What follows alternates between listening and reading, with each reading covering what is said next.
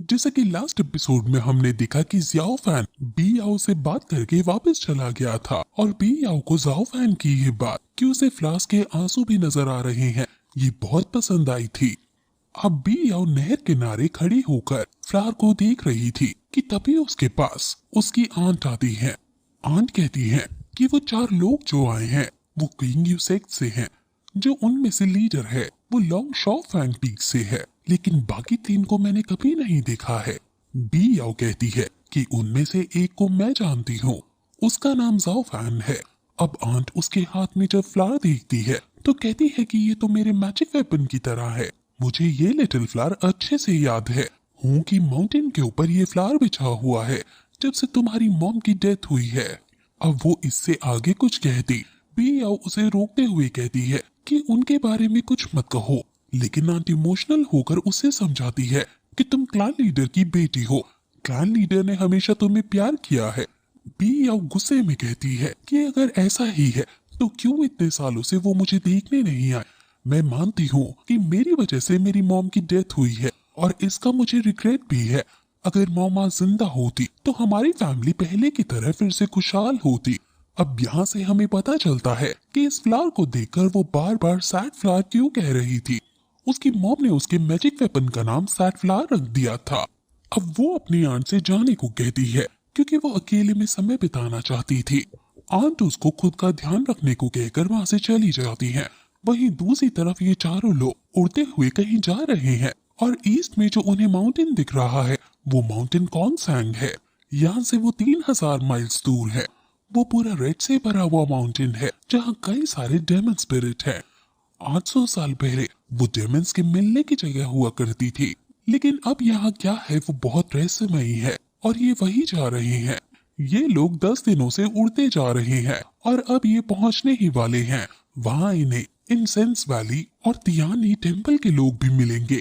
अब थोड़ी देर में वो फाइनली कॉन्गसैंग माउंटेन पहुँच ही जाते हैं और वो जैसे ही उतरते हैं बहुत सारे चमगादड़ उन पर हमला कर देते हैं। ये कॉन्गसैंग माउंटेन बैट है जिनको ह्यूमन ब्लड काफी पसंद होता है और फिर तभी उन्हें 1000 बैट केव दिखती है। ये बैट्स बहुत सारे थे इसलिए इन्हें लड़ने में काफी दिक्कत हो रही है, लेकिन तभी उन्हें एक आवाज सुनाई देती है कि ये बैट्स लाइट से डरते हैं। वो तुरंत फिर चमकने वाली शील्ड क्रिएट करते हैं जिससे बैट्स वहाँ से डरकर भाग जाते हैं। और फिर वहाँ तभी त्यानई टेम्पल और इंसेंस वैली के कई सारे 3 मॉन्क और 2 वॉरियर आते हैं।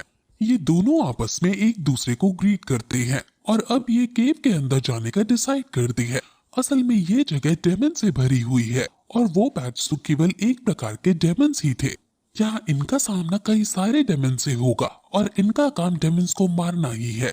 मॉन्क सभी को केयरफुल रहने को कहते हैं क्योंकि आसपास एकदम से काफी सन्नाटा आ गया है।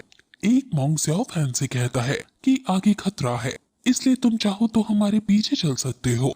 जियाओ फैन ये देखकर हैरान हो जाता है और मॉन्क से पूछता है कि क्या आप मुझे जानते हो। मॉन्क कहता है कि तुमने टूर्नामेंट जीतकर अपना नाम 7 मेरिडियंस में बना लिया है। ये सुनकर जियाओ फैन शर्मा जाता है और वो लोग आगे बढ़ते हैं और वो गुफा की गहराइयों में पहुंच जाते हैं। जियाओ फैन कहता है कि जब वो छोटा था तब उसने ऐसी केव्स देखी थी। ये केव भी बहुत अंधेरी और गहरी है इसलिए हमें सावधान होना होगा। मॉन्क कहता है कि तुम्हें अपना बचपन अभी भी अच्छे से याद है। जियाओ फैन बचपन की यादों को सुनकर थोड़ा उदास हो जाता है क्योंकि बचपन में ही उसकी माँ बाप मर गए थे, लेकिन तभी वहाँ एक हलचल होती है और सभी अपने हथियार निकाल लेते हैं। सीनियर लाइट से आसपास देखने की कोशिश करते हैं और उसे पता चल जाता है कि यहाँ कोई डेमन प्रैक्टिशनर मौजूद है। फिर वो तुरंत उनकी आंखों से ओझल हो जाता है। मॉन्क अलग अलग ना होने को कहता है क्योंकि अगर सब अकेले हो गए तो वो हमें मार सकता है। अब तभी वो डेमन प्रैक्टिशनर पीछे से आ जाता है और हमला कर देता है। जियाओ फैन अपनी मैजिकल वेपन को निकालकर खड़ा हो जाता है, लेकिन हर जगह धुआं होने की वजह से वो कुछ नहीं देख पा रहा होता। लेकिन तभी अचानक डेमन प्रैक्टिशनर जियाओ फैन के आगे आ जाता है। जियाओ फैन अपने वेपन का यूज करके उसे बचाने की कोशिश करता है और उनमें फाइट होने लगती है। जियाओ फैन पूछता है कि आखिर तुम कौन हो। वहीं दूसरी तरफ सीनियर लू दूसरे डेमन प्रैक्टिशनर से लड़ रही है। यहाँ कई सारे डेमन्स एक साथ आ गए हैं और ना चाहते हुए भी ये सभी लोग अब अलग अलग हो जाते हैं।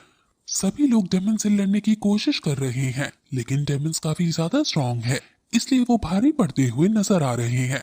अब डेमन बॉस आता है जो कहता है कि क्या इंसानों के पास यही उनके 20 वॉरियर बचे थे? क्या उनके पास और कोई नहीं बचा जो बच्चों को लड़ने के लिए भेज दिया? इसका नाम ब्लड बॉस है और क्विंग्यू सेक्ट की इस टीम का लीडर कहता है कि अभी तक तुम जिंदा हो। ब्लड बॉस कहता है कि मेरे जिंदा होने की खबर बाहर तक नहीं जाएगी क्योंकि मैं तुम्हें यही मार दूंगा। अब ये कहकर वो तुरंत इन पर हमला कर देता है। ये डेमन्स इनको पीट रहे होते हैं क्योंकि ये काफी शक्तिशाली हैं, और इसी बीच एक डेमन ज़ाओ फैन को पीछे से पकड़ लेता है और उसका खून चूसने के लिए तैयार हो जाता है। वो ज़ाओ फैन की गर्दन पर हमला करके उसका खून चूसने लगता है और ज़ाओ फैन खुद को छुड़ाने की काफी कोशिश करता है, लेकिन हर एक कोशिश नाकाम हो जाती है। इसलिए जब वो बेहोश होने ही वाला होता है कि तभी वो अपने मैजिकल वेपन को बुलाता है और उसको डेमन की छाती में दे मारता है। ये मैजिक वेपन उसको लगते ही उसके अंदर विस्फोट होने लगता है और उसकी बॉडी सुन पड़ जाती है।